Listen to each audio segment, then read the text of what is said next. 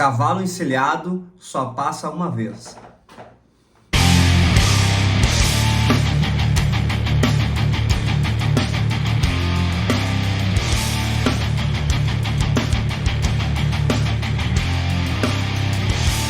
Abrace as oportunidades, não seja como Henry Tunday.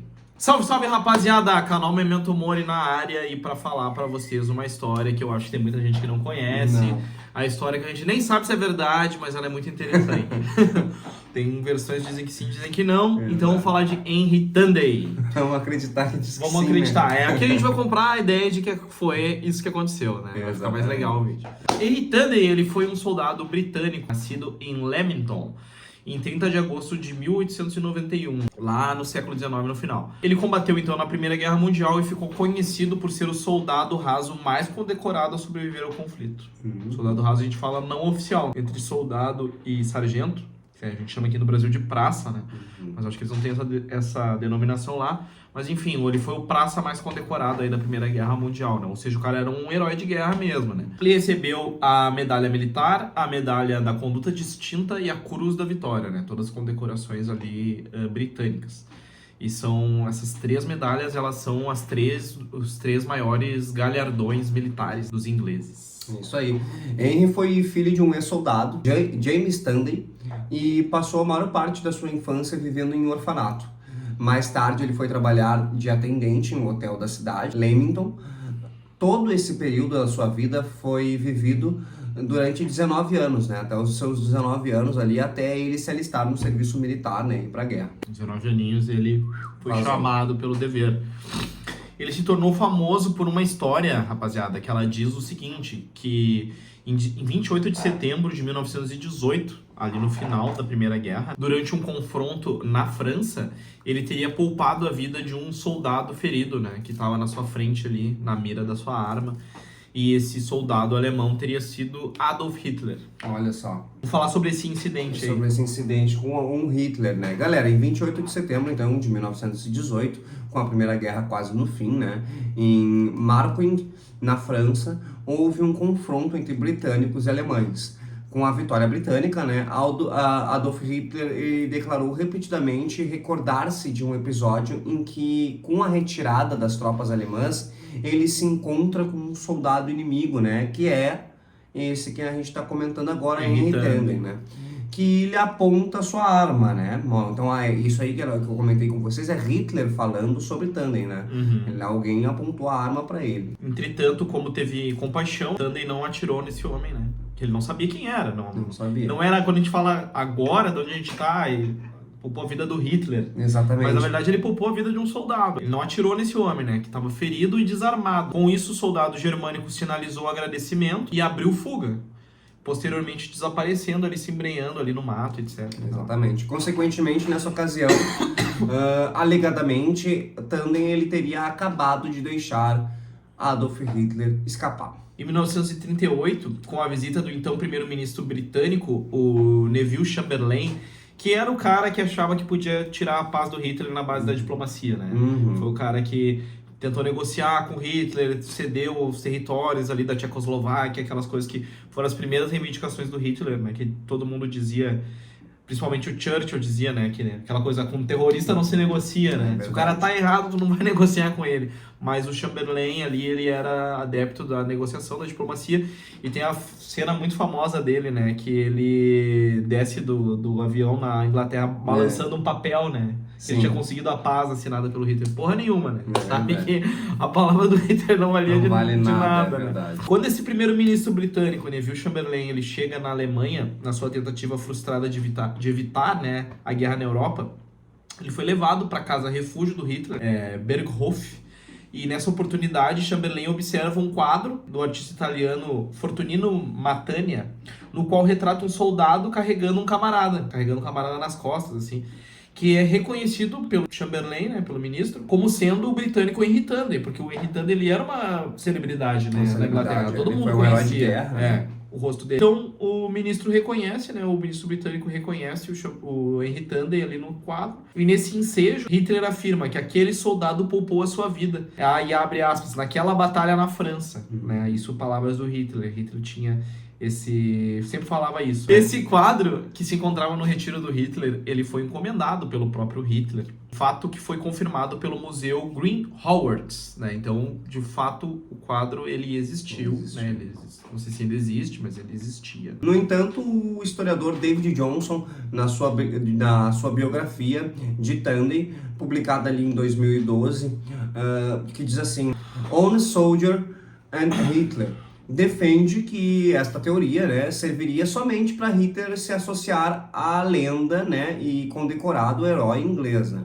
Uma vez que não seria possível que os dois se encontrassem imediatamente após Hitler ter voltado da sua licença médica durante a Primeira Guerra, quando as unidades de Tandem e de Hitler estavam posicionadas a 80 quilômetros uma da outra. O próprio Tandem, né, ele nunca reconheceu Hitler como um dos 28 homens que havia poupado, né? Porque ele sabia exatamente quem ele tinha poupado, né? 28 homens. Então não reconheceu o Hitler. Aí a gente tem essa desavença, né? Durante essa história, Sim. né? E o rosto do Hitler, ele era bem particular também, Sim. bem peculiar, né? Exatamente. Tinha uma cara diferente, assim. Não sei já aquele bigode Pois escroto na Primeira dele Guerra, já na Primeira Guerra, não. Mas, né, provavelmente. E então, rapaziada, aí vem esse biógrafo do Tandem, ele acaba sendo um defensor do Tandem também, porque ele diz isso. Hitler, a gente tem que se lembrar que a gente está antes da guerra começar, nos anos 30, etc. Então Hitler, que na Segunda Guerra ele foi um João Ninguém, ele foi cabo, se eu não me engano, ali, né? Na Primeira Guerra. Na Primeira Guerra ele foi cabo. Ele tentar se vincular à imagem do maior herói de guerra da Inglaterra. Uma forma de propaganda também. Exato, tentar se promover a partir do cara. E a gente tem que se lembrar também que o Hitler, até uma boa parte ali da guerra, o Hitler sempre alimentou uma esperança de não fazer a guerra com a Inglaterra. Ele sempre achava que dava, porque o objetivo dele, assim, daquela questão racial, de eliminar povos inferiores, etc., era muito vinculado aos judeus, aos eslavos, aos ciganos, aquele pessoal do leste.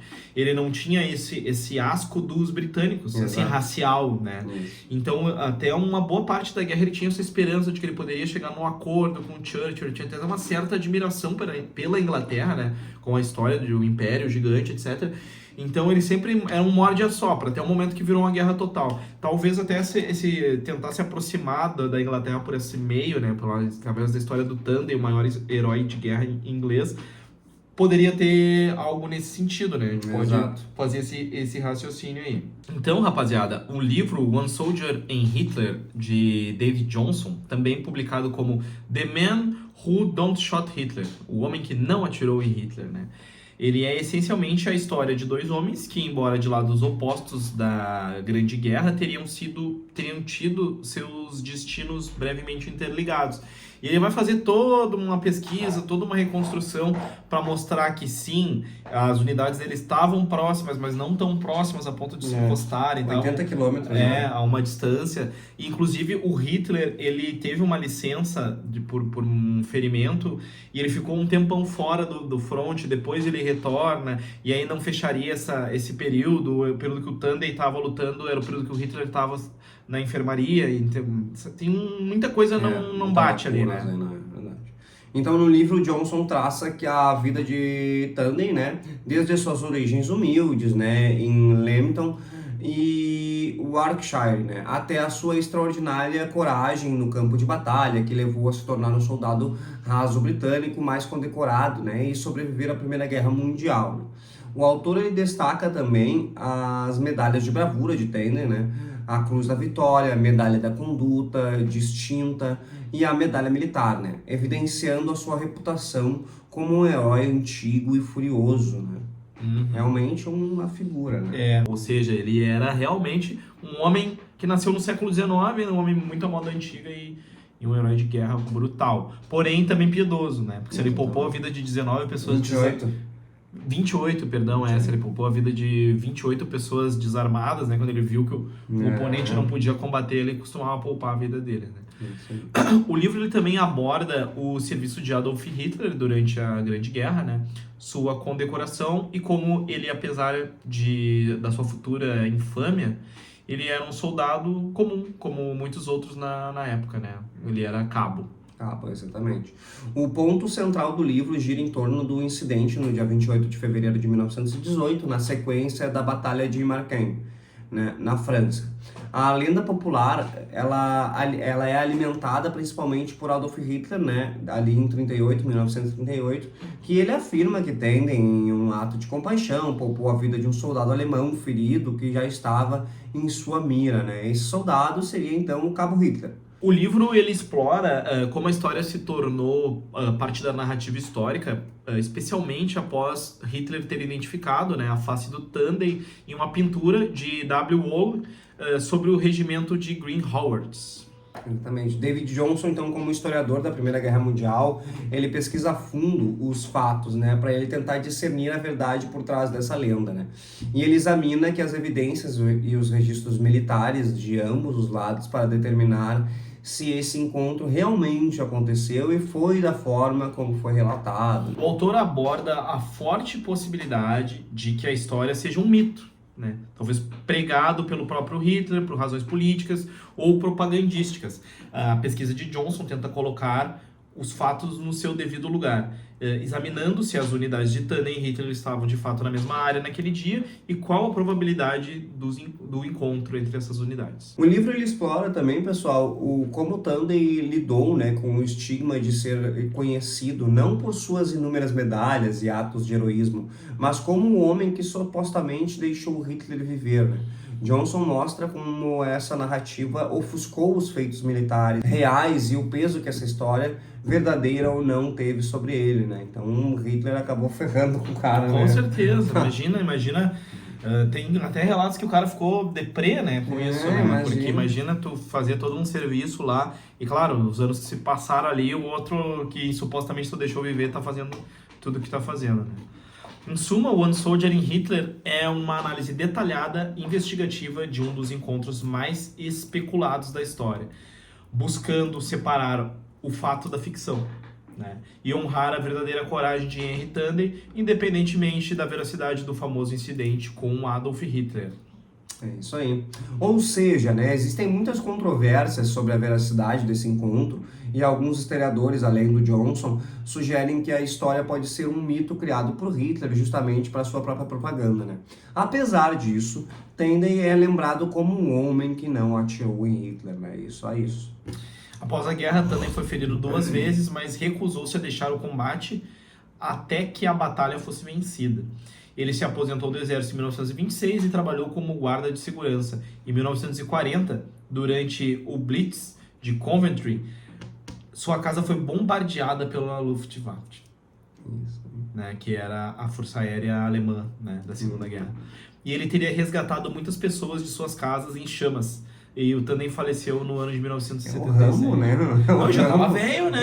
Pois é, o Rambo, né? O cara é sinistro. O cara era bravo. O cara sobreviveu a Primeira Guerra inteira. Um monte de medalha na cabeça, na segunda. Foda. E eu acho que ele não morreu por conta dessas bombas, né? Não. Ele Só morreu foi em de 40, velho. ele morreu em 77. Morreu de velho. É. Bah, que loucura, né, galera? Aham. Bom, supondo que essa história seja verdade, né, o que de fato não podemos saber com exatidão, o que podemos refletir, né, em relação a toda essa história que a gente... Por que a gente trouxe esse assunto aqui, né, galera?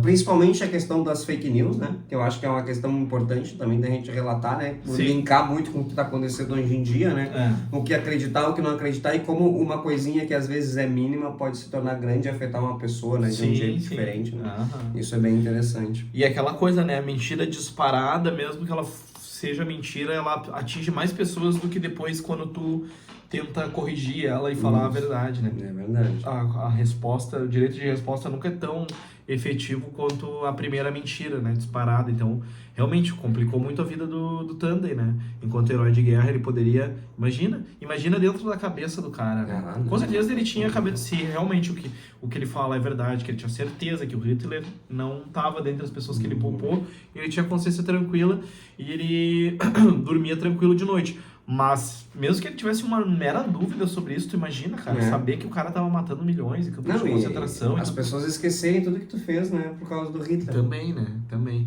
Então, moral da história, rapaziada, a gente não pode deixar as oportunidades... Não mente pros pais, às vezes. Desculpa, Vini, vai lá, fala a moral da Depende. história. Moral da história, na minha opinião, né? É. Até porque esse vídeo a gente trouxe aqui de uma forma mais aberta aí pra gente ver aí. A gente tá curioso pra ver os comentários de vocês. Mas o que acontece? Cara, não deixa a oportunidade passar. Sendo Hitler ou não sendo Hitler, sento o dedo. Será que é isso? Não, ou não, né? Pô, o cara foi um baita piedoso. Tu vê como a gente chega no... quase um paradoxo. É isso, quase né? um paradoxo. A gente pode ficar aqui trabalha uma ética filosofando aqui sobre... forte, né? Poxa, o cara poupou a vida de uma galera. Como é que ele sabia que o outro maluco lá ia dizer que ele poupou a vida dele? E se poupou, e se é verdade, imagina. É o tal do cálculo ético, né? É. O cálculo ético. Tu tem a opção, né? Tu vai matar um que vai matar um monte de gente, ou tu não mata ninguém e fica com a consciência, sei lá, suja, limpa, né? Inclusive a gente vai falar sobre isso no vídeo, vem aí, o próximo vídeo depois desse aqui, do nosso querido Pirro de Elis, O Pirro, né? Do ceticismo, ele tem uma história bem interessante sobre isso. Rapaziada, acho que é isso, João. É isso aí. Considerações finais aí, fala alguma coisa. Só se inscreve, galera, dá aquela força, como sempre, compartilha com todo mundo, mãe, papagaio, cachorro, geral, e toca a ficha aí que o conteúdo tá massa. E diz aí pra gente se vocês querem mais vídeos assim da gente falando pra caralho, coisas meio fora da caixa. Mas é isso aí. Peça aí os conteúdos, tamo junto. Abraço, acorda pra vida, cachorro!